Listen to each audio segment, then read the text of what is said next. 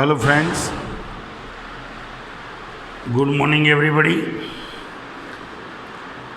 હું રાધેશ્યામભાઈ સાહેબ. આજે આપણે 11th સાયન્સમાં યુનિટ 4 એમાં read 1 mind, body and medicine heading જે રીતે આપ્યું છે, લેસનમાં પણ કંઈક ડિટેલ એ રીતની જ આપેલી છે કે mind, body and medicine.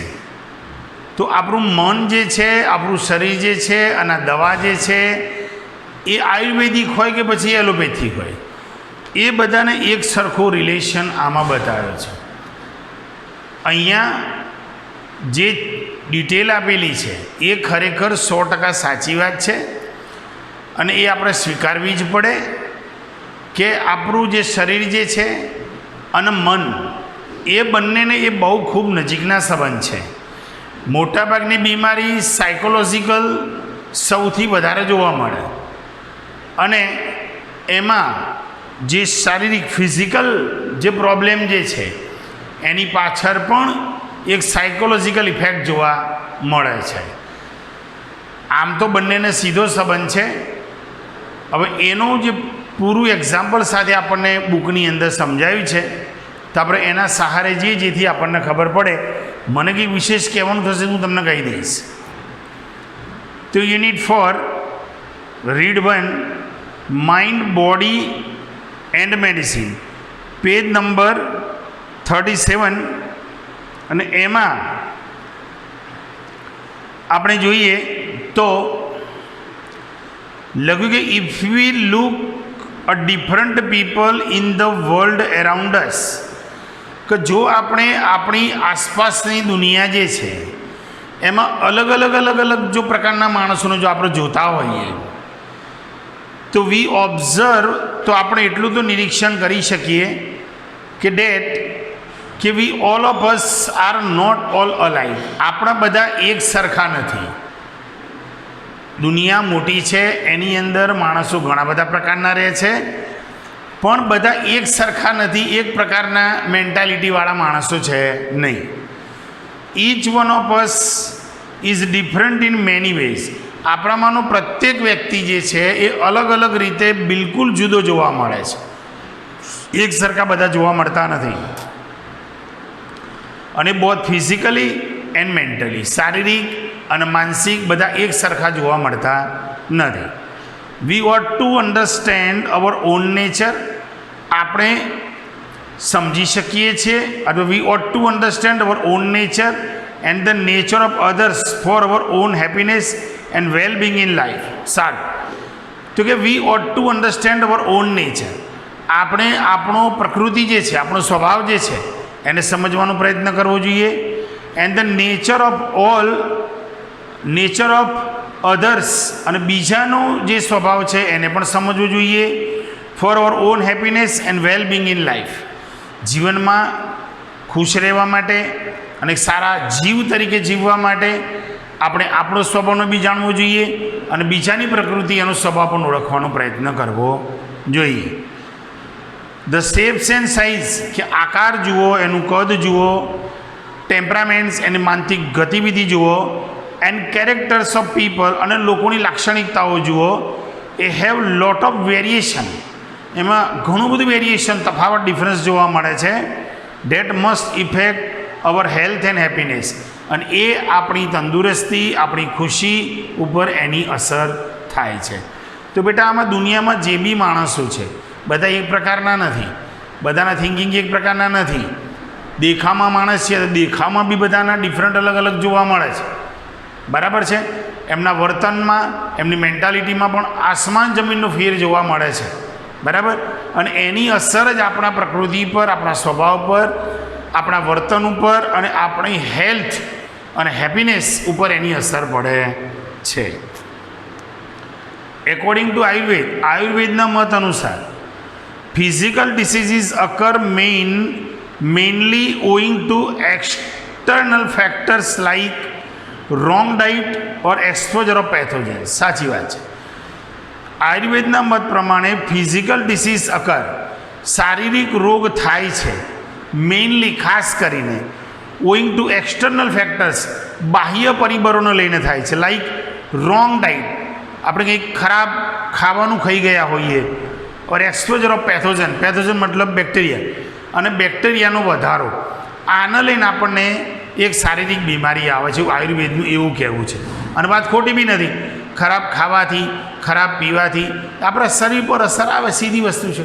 Bacteria plus minus થાય, આપણા શરીર પર એની અસર દેખાય અને નવા નવા રોગો આપણે થતા હોય જોઈએ છીએ. આગળ વધીએ. Mental diseases arise mainly from internal factors. માનસિક રોગ જે થાય છે એની અસર એ માનસિક ગતિવિધિ પર આધાર રાખે છે. Like wrong use of senses, તમારી બુદ્ધિમત્તાનો દુરુપયોગ તમે કર્યો હોય, ખોટા વિચારો કર્યા હોય. And the increase of negative emotion, તમારામાં નકારાત્મક લાગણીઓ વધારે પડતી હોય, સતત વિચારતા હો, તો એને લઈને આ માનસિક રોગ થવાના ચાન્સીસ ખરા. હવે we ought to develop the habit of positive thinking. આપણે હંમેશા હકારાત્મક વિચારધારાનો જ વિચાર કરવો જોઈએ, નકારાત્મકતા પર બહુ ધ્યાન રાખવું જોઈએ નહીં. It has a good positive effect on our emotion, અને એની આપણી લાગણીઓ ઉપર હકારાત્મક અસર પડતી હોય છે. હાવેવર જોકે both physical and psychological diseases, આમ તો બંને શારીરિક અને માનસિક રોગો જે છે એ આર યુઝ્યુઅલી મિક્સ્ડ, એ હંમેશા મિક્સ થઈ જાય છે. And one seldom occur without the other, અને બીજો એક રોગ જે છે એ બીજાના વિના સંભવી શકતો નથી. આનો કહેવાનો મતલબ એ આવે છે કે આપણને જે રોગ થાય છે, માનો કે કોઈક શારીરિક રોગ થયો, આપણને તાવ આવ્યો, તમે 2-3 ડૉક્ટરને બતાવ્યું, કોઈ જજમેન્ટ તમને મળ્યું નહીં, તમને પછી માનો કે હું મળું અને હું એમ કહું કે એક કામ કરો ભાઈ, મણિનગરમાં એક સારા ડૉક્ટર છે, એમને બતાવો, બરાબર. તમે ત્યાં ગયા, બતાવી આવ્યા, તો પણ ફેર ના પડ્યો. પછી તમને કોઈક વ્યક્તિ એવું કહે કે ભાઈ આમાં મને એવું લાગે છે કે આ કોઈ બહુ ડેન્જર રોગ છે યાર, અને આનું કોઈ સોલ્યુશન હવે એવું બને નહીં. હવે તમે 4-5 જગ્યાએ જઈને આવ્યા પછી પણ જો તમને આની અસર થતી ના હોય, તો તમે માનસિક ટેન્શનમાં આવી જશો કે ચાલો મને શું થયું હશે, કેમ સારું નથી થતું, આની પાછળ શું જવાબદાર છે, શું કારણ છે. એટલે એ શારીરિક અને માનસિક બંને ભેગા થઈ ગયા, એટલે એમાંથી બહાર નીકળવું એ ખૂબ જ મુશ્કેલ છે. અને જે વસ્તુથી આપણે જાણકાર નથી અને કોઈક આપણને એના વિશે વાત કરે તો આપણે વધારે ને વધારે ટેન્શનમાં મુકાતા હોઈએ છીએ. આવું બને છે. એ ટાઈમે બંને રોગ ભેગા થઈ જાય, શારીરિક માનસિક બંને.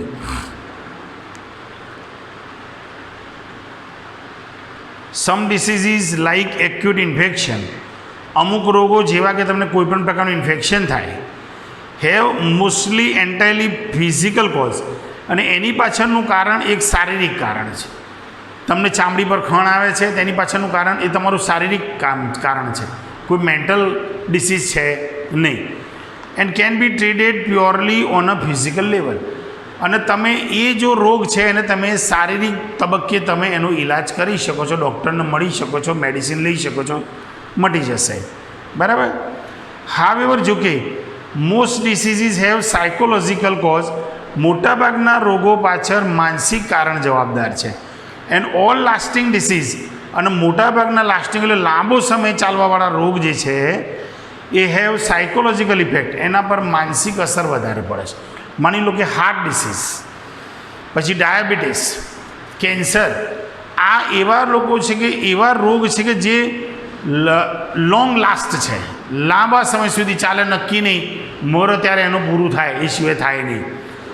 આવા રોગોમાં તમે ચોક્કસ ટ્રીટમેન્ટ હોવા છતાં સાજા થઈ શકતા નથી, એટલે એમાં માનસિકતા વધારે જવાબદાર સાબિત થાય છે, અને એને લઈને તમે જલ્દી સાજા થઈ શકતા નથી. તમને 200 ડાયાબિટીસ છે અને સીધું જો કોઈક દિવસ કોઈ ભૂલથી કે ગમે તે કારણથી તમને જો કદાચ એમ કહેવામાં આવે કે ભાઈ તમારે તો 400 ડાયાબિટીસ છે, તો 400નું કદાચ 450 બતાવો, કેમ? માનસિક કારણ, બરાબર. આ વસ્તુ છે. અત્યારે કોવિડ-19ની અસર છે, બરાબર, વાયરસ આખા વર્લ્ડમાં છે, પણ જો તમે નક્કી કરો કે આ કોરોના વાયરસ જો ખરેખર કોરોના વાયરસ છે તો એ સમસ્યા હોય ને બેટા ત્યાં સમાધાન અવશ્ય હોય. આટલું મારું ધ્યાનમાં રાખજો. સમસ્યા હોય તો હંમેશા સમાધાન હોય. કોઈ પણ કંપની કોઈ પણ પ્રકારનું કપડું બનાવે, કોઈ રંગ બનાવે, કોઈ જે વસ્તુ બનાવે તો એનો સામે એક પર્યાય ઊભો કરે જ. એ સિવાય શક્ય જ નથી સાહેબ. તમે ગમે તેવી મેડિસિન લો પણ એ મેડિસિનની જો સાઈડ ઇફેક્ટ થાય તો એ સાઈડ ઇફેક્ટને મટાડી દેવા માટે બીજી મેડિસિન માર્કેટમાં અવેલેબલ હોય. બરાબર, આ ધ્યાન રાખવાનું. સમસ્યાઓનું સમાધાન હોય. અહીંયા કોવિડ-19 અસર આખા વર્લ્ડમાં છે. મોટાભાગના માનસિક એક ટેન્શન હેઠળ જ જીવે છે. જેને સહેજ બી શરદી થઈ રિપોર્ટ કરાવડાયા, રિપોર્ટ કરે અને સહેજ જો સિમ્પટમ જો એને પકડાયા કે ભાઈ you are suffering from corona virus, એટલે આપણે 50% ત્યાં જ ટેન્શનમાં આવી જાય કે સારું આપણે ગયા 10 દિવસ ક્વોરન્ટાઇન થઈ જાઓ, આખરે જો તો કશું ના હોય ઘેર પાછા આવી જાઓ. પણ ખરેખર જો તમે વિચારો કે corona virus is nothing but ન્યુમોનેટિક ઇન્ફેક્શન, શરદીનું લાસ્ટ સ્ટેજ છે બેટા. ડૉક્ટરો બધા કોણ જાણે શું કરે છે એ જ સમજણ નહીં પડતી. આપણને એમ થાય કે સાહેબ આ વિષય ડૉક્ટરનો છે, તમને ક્યાંથી ખબર પડી? પણ આ બધા માનસિક રોગ છે બેટા. બરાબર, આ ધ્યાન રાખવાનું. તમને એક વખત રિપોર્ટમાં જો પકડાઈ ગયું કે you are suffering from blood cancer તો ગયા સાહેબ તમે. બરાબર, બાકી દુનિયામાં એવા કંઈક એક્ઝામ્પલ છે કોરોના વાયરસથી પીડાવાવાળા દર્દીની બાજુમાં બેસી રહેવાવાળા ઘણા માણસોના ઇન્ટરવ્યૂ છે કે મને આનો અડવાથી કે હવાથી મને આ ચેપ થયો જ નથી. બોલો તો શું કરવાનું? અને કોરોના વાયરસ છે તો એની રસી હોવી જોઈએ, એની મેડિસિન હોવી જોઈએ, એના પ્રોપર લક્ષણો હોવા જોઈએ. મને એક વસ્તુ બતાવો, કોરોના વાયરસના લક્ષણ પ્રોપર છે ખરા? ના. મેડિસિન છે ખરી? ના. રસી અવેલેબલ છે ખરી? ના. કશું નથી તો કોરોના વાયરસ છે એનો. તો પછી તમે એને શરદી સમજીને ચાલો ને બેટા, શું કામ ટેન્શનમાં આવી જાઓ છો? બરાબર, એને શરદીને લગતી સારામાં સારી ફાર્માસ્યુટિકલ્સ એની મેડિસિન બનાવે છે. બરાબર, એઝિથ્રોમાઇસિન છે, બરાબર, એઝિપ્રો છે, એઝિવિસ્ટા છે. આ મેડિસિનની જો લેવામાં આવે તો ગમે તે કોરોના વાયરસ હટી જાય છે. બરાબર, તમે સાહેબ તમને કોને કહ્યું? હું ખુદ એનું એક્ઝામ્પલ છું, મારા ઘરના ફેમિલી મેમ્બર એનું એક્ઝામ્પલ છે. આમાંથી પસાર થઈ ગયા પણ 3 દિવસ ટેબ્લેટ લીધી, કોરોના વાયરસ એના ઘર ભેગો થઈ ગયો. કશું નથી, માનસિક મજબૂત થાવ.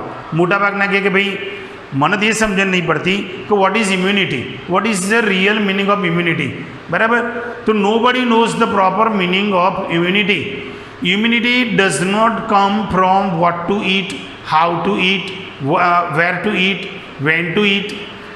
ઇમ્યુનિટી ખાવામાંથી નથી આવતી બેટા. It comes out from only heart. હૃદયથી મજબૂત હોવું જોઈએ. બરાબર, તો સ્ટ્રેન્થન યોર હાર્ટ. તમારું હૃદય છે એને મજબૂત બનાવો. બરાબર, અને કોઈ પણ વસ્તુની નકારાત્મકતા પર ના જાઓ. પોઝિટિવિટી જે છે એ તમને મોટાભાગના બીમારીમાંથી બહાર લાવશે. મારું તો આ જ કહેવું છે. દુનિયામાં અત્યારે આ જ વસ્તુ છે. વાયરસ ખરેખર એ હવાથી, આ વાયરસ કોરોના વાયરસ હવાથી નથી ફેલાતો બેટા. હવાથી ફેલાતો હોય તો રાધેશ્યામ ભાઈ ત્યાં તમારી સામે વિડીયોની સામે ઊભા ના હોય, એ ભગવાનના ઘરમાં પહોંચી ગયા હોય. બરાબર, આ તો એક માસ્ક પહેરાવી દીધા છે બેટા. માસ્ક પહેરો પાછળનું રીઝન બીજું છે. કોરોના વાયરસ નથી, તમે અધર ઇન્ફેક્શનથી પીડાવ નહીં, એનું કારણ છે. હવાથી ફેલાતો હોત તો વર્લ્ડમાં આજે 0 થઈ ગયું હોય બેટા. સહેજ માઇન્ડ તો ચલાવો. બરાબર, ફક્ત એની પ્રાઇમરી ટ્રીટમેન્ટ કરાય બેટા. ગરમ પાણી પીવો છે દેટ ઇઝ બેટર. બરાબર છે, થોડુંક સાચો શરદી છે તેનો પ્રોપર ઇલાજ કરો, બસ. નથિંગ એલ્સ, કશું નથી. બરાબર, ઉંમરલાયક માણસોના મારે આની સાથે સંબંધ છે, આ લેસન સાથે સંબંધ છે, અને અત્યારે રોગ ચાલ્યો છે મારે તમને કહેવાનું થઈ જાય છે. જેનું ઉંમર 65થી ઉપર છે બેટા એ વધારે પકડે છે. એનું કારણ એ છે કે એમના લંગ્સ, ફેફસા જે છે પ્રોપર વર્ક ના કરે બેટા. અને વાત, પિત્ત અને કફ એ શરીરના 3 ગુણ છે. દરેકના શરીરમાં વધતા ઓછા રહેતા જ હોય. એ ના હોય તો બી ના ચાલે, એ વધી જાય તો એ ના ચાલે. એને મેન્ટેન કરવું આપણા હાથની વસ્તુ છે. બરાબર, એટલે ખોટા કારણ વિનાના ટેન્શનમાં પણ આમાં ના રહેવું જોઈએ. બરાબર, ચાલો આગળ વધીએ. તો આપણે પોઝિટિવ થિંકિંગની વાત થઈ. તમારે એવું નહીં વિચારવું કે સારું આમાં આવી ગયા આપણે મરી ગયા. એ તો મરવાનું છે બેટા, એ તો ગમે તે મરવાના જ છીએ. સાવધાની જરૂરી છે. Government must try hard two prevent it. કે ભાઈ એ પ્રયત્ન કરે છે, ખોટી નથી, પણ અમુક બાબત આપણે બી આપણું માઇન્ડ ચલાવવું જોઈએ. અહીંયા આગળ વધીએ તો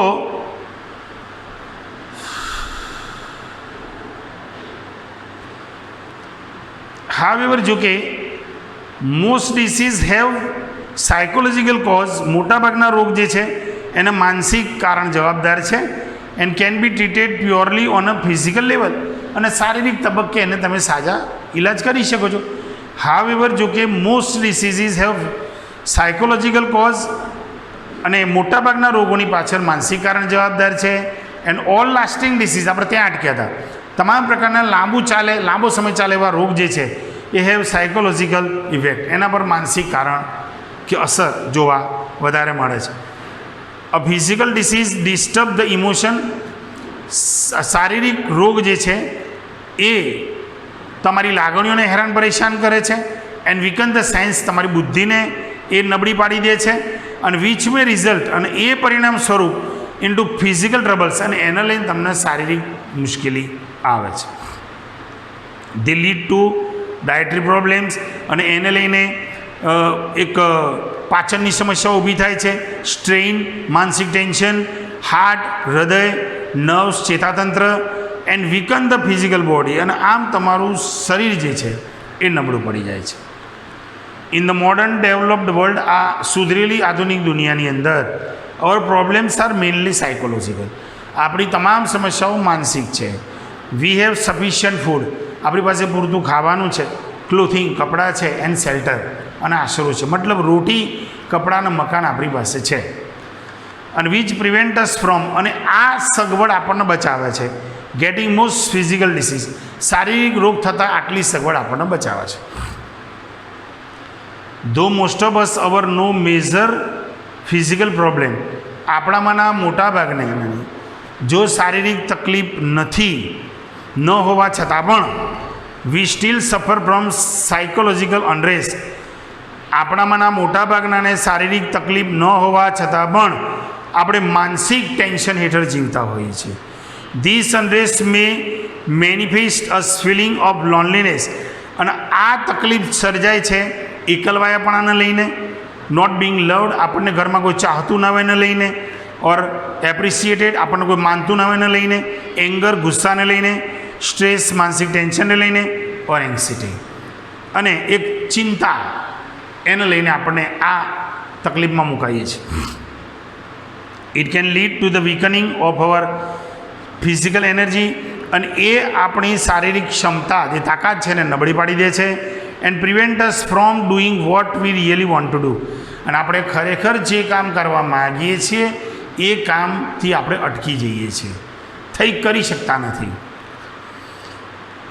અવર very way of life breed unhappiness, આપણી જીવન જીવવાની શૈલી પણ આપણને દુઃખી બનાવે છે. We have hectic and unstable routine, આપણું ભાગમ ભાગવાળું જીવન જે છે અને અનસ્ટેબલ, અસ્થાયી રૂટીન જે છે, in which there is little peace or contentment, કે એ જીવનમાં ભાગ્યે ક્યાંક શાંતિ કે તમને સંતોષ જેવું જોવા મળતું હોય છે. We have disturb the organic roots of life, આપણે જીવનના જે ઓર્ગેનિક જે રૂટ્સ, મૂળિયા જે છે એનાથી આપણે પર છીએ, આપણે ડિસ્ટર્બ થઈ ગયેલા છે. લાઈક ગુડ ફૂડ, આપણી પાસે સારું ખાવાનું નથી, ખાવાનું છે ખરું પણ સારું નથી. વોટર, પાણી ચોખ્ખું નથી. એર, હવા ચોખ્ખી નથી. And a happy family life, અને સુખી જીવન પણ આપણી પાસે નથી. We live in the artificial world dominated by an urban landscape, આપણે એક કૃત્રિમ દુનિયામાં જીવે છે કે જેનું સર્જન શહેરીકરણમાં થયેલું છે, બરાબર. એન્ડ માસ મીડિયા, અમુક ખાસ ભાડભીડ જે હોય એવા જીવનમાં આપણું જીવન રચાયેલું છે. There is little to nourish and soul, કે જેમાં નોરિશ ધ સોલ, કે જેમાં આપણા આત્માને, આપણા મનને પોષણ મળે એવા ચાન્સીસ બહુ ઓછા જોવા મળે છે. ભાગમ ભાગવાળું જીવન, દોડધામવાળું જીવન, જેમાં સંતોષ અને શાંતિ જેવું છે નહીં, બરાબર. અને એને લઈને આપણે આખો દિવસ ધમપછાડા કરીએ છીએ. ઘરે આવો તો ઘરના 1-2 માણસ એવા હોય, બરાબર, અડવિતરા, કે જેને લઈને આપણે નાનું મોટું ટેન્શન હોય ને. એટલે આપણે ખરેખર સ્ટેબલ લાઈફ જીવી શકતા નથી. We always desire new things, આપણે હંમેશા નવી બાબતો ઈચ્છીએ છીએ. કંઈક આગળ વધવું, લાખ મેળવ્યા, હજુ 5 લાખ મેળવું, હજુ 10 લાખ મેળવું, હજુ કરોડો મેળવું, આ સંતોષ આપણને નથી. And are seldom content with what we have, અને are seldom content with what we have, આપણી પાસે જે કંઈ છે એનાથી આપણને સંતોષ છે નહીં, એટલા માટે તો ભાગમ ભાગ કરીએ છીએ. એમાં તમે આવી ગયા બેટા, હું બી આવી ગયો, તમારા ફેમિલી મેમ્બર્સ પણ આવી ગયા. We always crave to have more, આપણે હંમેશા વધુને વધુ મેળવવાની ઈચ્છામાં રહીએ છીએ. We are never still or at rest, આપણે કદી સ્થાયી રહેતા નથી અને આરામદાયી જીવનમાં ઈચ્છતા નથી, ભાગમ ભાગવાળું જીવન ઈચ્છીએ છીએ. Our medicine is more quick fix, આપણી દવાઓ જે છે is more quick fix to keep us going in our wrong lifestyle, આપણી દવાઓ જે છે એ પણ આપણને એક ખોટા જિંદગી તરફ લઈ જાય છે. એન્ડ રેરલી એડ્રેસીસ, અને ભાગ્યે જ કોઈને ખબર હોય આની the behavioural root of our problem, કે આપણી સમસ્યાઓના મૂળમાં આ જ દવાઓ રહેલી છે, એની આપણને ખબર જ નથી હોતી. બરાબર, એ આપણે જાણતા જ નહીં હોતા. વી ટેક ક્વિક પિલ, આપણે ફટાફટ મેડિસિન લઈ લઈએ છીએ, હોપિંગ ડેટ, એવી આશામાં લઈ લઈએ છીએ કે અવર પ્રોબ્લેમ વિલ ગો અવે, આપણી સમસ્યા જતી રહેશે. માથું દુખે છે તો લાવો ચલો સેરિડોન લઈ લો કે XY કે Z ટેબ્લેટ લઈ લો એટલે આપણને માથું ઉતરી જાય. ના, એ રોંગ છે. બરાબર, પણ કોઈક એવા તબક્કેથી માથું ઉતારવાનો પ્રયત્ન કરો, શક્ય બને ત્યાં સુધી. નથી ઇલાજ થતો તો તમે ડૉક્ટર પાસે જાઓ, બીજા નંબરની વસ્તુ થઈ. But we do not recognise that, પણ આપણને એની ખબર નથી કે it may only be symptom, આ એક જ એક એવું લક્ષણ છે ઓફ એન ઇમ્બેલેન્સ લાઈફ, આપણા જીવનને ઇમ્બેલેન્સ કરવામાં, અસમતોલ કરવામાં આ જ લક્ષણ જવાબદાર છે, આ મેડિસિન જ જવાબદાર છે. It is a warning light date we must notice, અને આ એક ચેતવણી છે કે આપણે આનું ખરેખર ધ્યાન રાખવું જોઈએ. Ayurveda on the other hand, બીજી તરફ આયુર્વેદ જે છે એ ટીચીસ હાર્મની વિથ નેચર, એ આપણને પ્રકૃતિ સાથે સેટ થવાનું શીખવે છે. સિમ્પ્લિસિટી, સાદાઈ સાથે રહેવાનું શીખવે છે. એન્ડ કન્ટેન્ટમેન્ટ, અને સંતોષ એઝ કીઝ ટુ વેલબિંગ, અને આ ત્રણ લક્ષણ જે છે એ આપણને સારા અને સમજુ વ્યક્તિ બનાવી શકે. ઇટ શોઝ અસ, એ આપણને બતાવે છે how to live in a state of balance, કે આપણે કઈ રીતે સમતુલ જીવન જીવવું જોઈએ. In which fulfilment is a matter of being, એક સારા જીવ તરીકે રહેવું જોઈએ, નોટ ઓફ હેવિંગ, જીવવા ખાતર નહીં, સારા જીવ તરીકે રહેવું જોઈએ.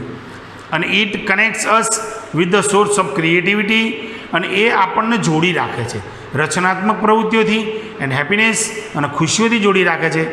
વિધિન અવર સેલ્સ, આપણને એની સાથે જોડી રાખે છે, સો ડેટ કે જેથી we can permanently overcome our physical problems, કે જેથી આપણે કાયમી ધોરણે આપણી જે માનસિક સમસ્યાઓ જે છે, એક ફિઝિકલ પ્રોબ્લેમ્સ, એના પર આપણે વિજય મેળવી શકીએ છીએ.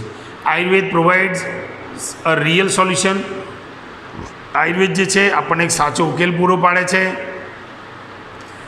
ટુ અવર હેલ્થ પ્રોબ્લેમ, આપણી આરોગ્યને લગતી સમસ્યા માટે. અને વિચ રિક્વાયર્સ ટુ ચેન્જ, અને એ બદલાવ પણ ઈચ્છે છે કે હાઉ ટુ લીવ, કે આપણે જિંદગીમાં જીવવું તો કેવી રીતે જીવવું, થિંક કેવી રીતે વિચારવું, એન્ડ ઓબ્ઝર્વ કેવી રીતે આપણે નિરીક્ષણ કરવું, એ આપણને આયુર્વેદ શીખવે છે. તો બેટા અહીંયા આ યુનિટમાં આપણે અહીં સુધી અટકીએ છીએ. નેક્સ્ટ હવે પછીના લેક્ચરમાં જોઈશું આપણે, ત્યાં સુધી આપણે અહીંયા અટકીએ છીએ. ઓકે બેટા, થેન્ક યુ, જય શ્રી કૃષ્ણ.